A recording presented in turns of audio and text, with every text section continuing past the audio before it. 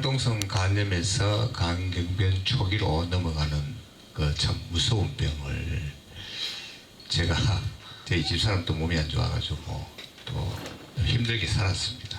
제가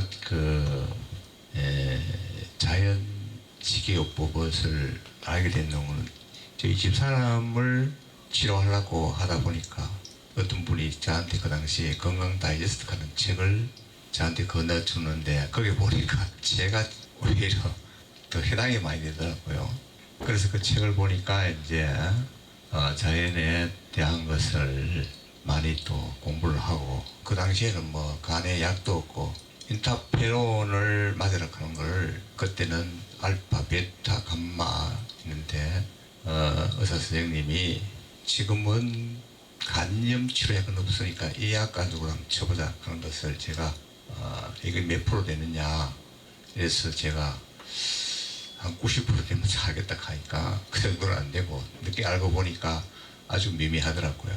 그래서 이 과정을 쭉 오면서 내가 20대 중반에서 알아가지고 30대 중반에 와서 상당히 심하게 돼가지고, 그때부터는 모든 것을 손 놓고 일상생활에 집사람도 몸이 안 좋고 저도 몸이 안 좋고 놓고 살아가기 막막한데, 그래도 하나하나의 힘이야 있겠나 싶어서 그때 접하게 됐습니다.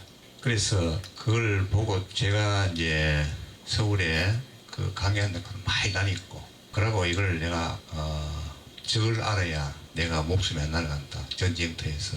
그래서 이 간에 대해서 비형 간염이라고 하는 것을 좀 알아야 되겠다, 바이러스가 어떤 게 알아야 되겠다. 그래서 이걸 그때부터 제 나름대로의 전문적인 공부를 좀 했습니다. 예, 하면서 보니까 정말로 이게 지금 당뇨병 걸리면 사람 잡아가듯이 이 바이러스가 나중에 60, 70, 80 되면 이게 간암이 오는구나. 그래서 그때부터 제가 적극적으로 좀 체계적으로 뭔가 해봐야 되겠다. 그 앞에는 주고난방으로 했는데 이제 체계적으로 해야 되겠다. 그래서 제가 늘 그 당시에는 일기를 적었습니다. 아침은 몇 시에 먹고, 점심은 몇 시에 먹고, 저녁은 몇 시에 먹고, 자는 건 몇 시에 자고, 그 다음에 운동은 몇 시에 하고, 그러면 그 당시에 생즙에 대해서 알았는데, 그 생즙에 대해서 정원을 하나 사가지고 1000mg 정원을 사가지고 그 생즙에 대해서 100g 짜니까 몇 cc 나온다, 요걸 전부해서 혼합을 해가지고 거의 200cc 맞춰가지고 하루에 아침, 점심, 저녁 식전에 이렇게 나는다 안 나는다 하고 떠나서 늘 그렇게 복용했습니다. 복용하면서 식사는 30분 후에 1시간 후에 하면서, 식사도 딱 일정한 시간에, 점심도 딱 일정한 시간에, 저녁도 딱 일정한 시간에, 잠자는 것도 10시 넘어가 안 없습니다. 그리고 운동은 늘 아침에 한다, 1시간 한다, 걷기 운동한다, 이런 식으로 하면서 검사를 해보니까 그래도 지금은 요새는 AST, ALT 하는데 그 당시에 GOT, GPT겠습니다. 그게 자꾸 오르락 내리락. 사람은 자꾸 너무, 저는 이렇게 피로가 너무 왔어.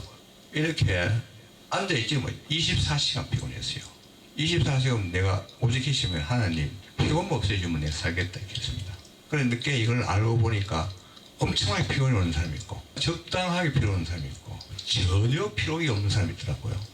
그래서 저는 피곤이 많았고, 그 당시에는 PLT 하는 혈소판, 그게 낮아가지고 코에 하고 딴 데는 안 나는데 코에 하고 이 몸에서 출혈이 많이 돼가지고 상당히 많이 놀랬습니다. 그 과정에서 이제 계속 이제 수치는 오르락내리락 하고, 그러면서 자, 그러면은 의사 선생님 말도 분명히 듣고 저도 요거 체계적으로 분명히 하고, 다른 얘기는 안 들었습니다. 왜?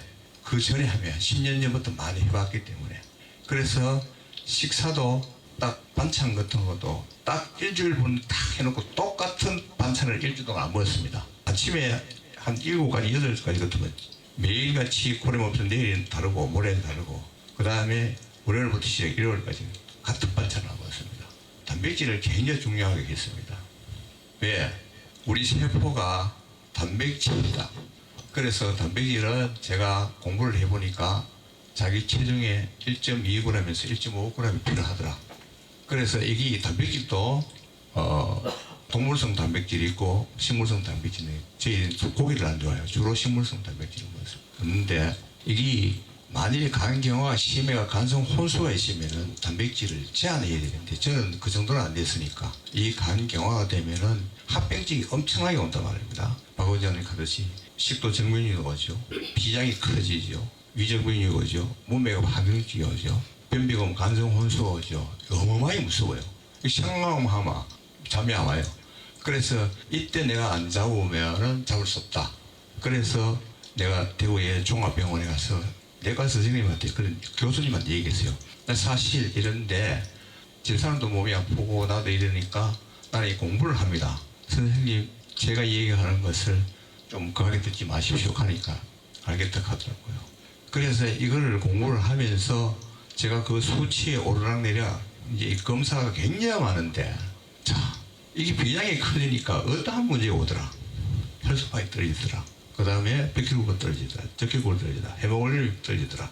이런 걸 이제 또 알게 됐고, 그 다음에 이제 식도 정맥류가 오면은 이게 왜 오느냐. 결국 몸에가 항정증이 문제가 되어 오더라. 그리고 간이 섬유화되어 오더라 이거죠. 그래서 아하 이것도 큰일 나겠다 싶어서 일단 간을 안 굳게 해야 돼. 섬유화가 안 되게끔 해야 되거든요.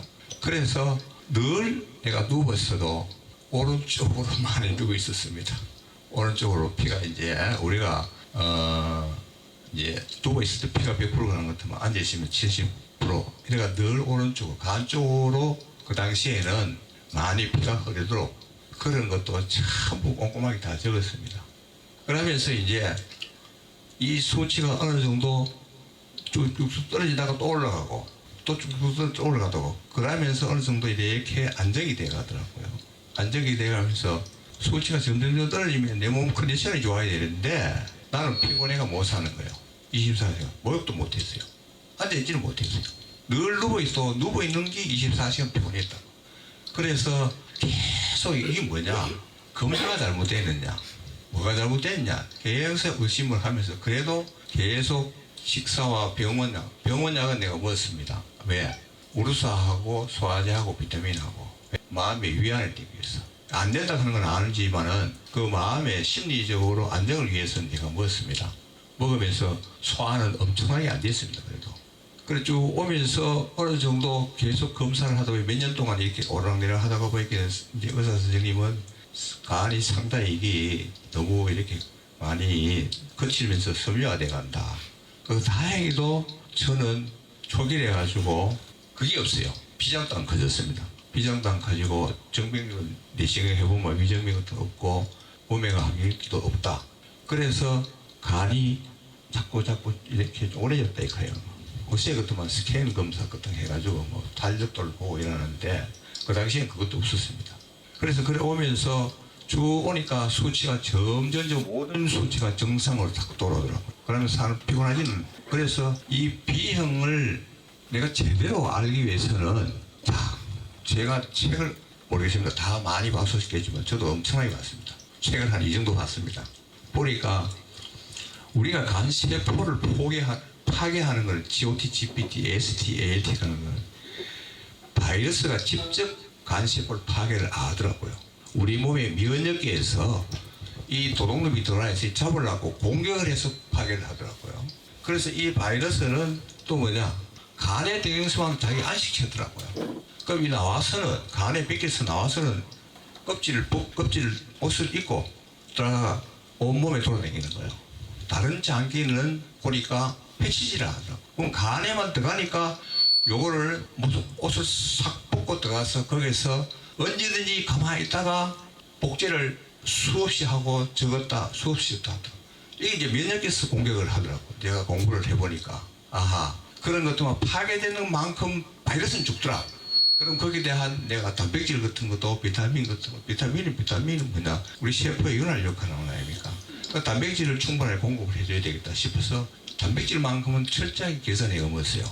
비타민은 우리가 생집을 먹기 때문에 그 생집에 하루에 필요한 양이 되더라고요.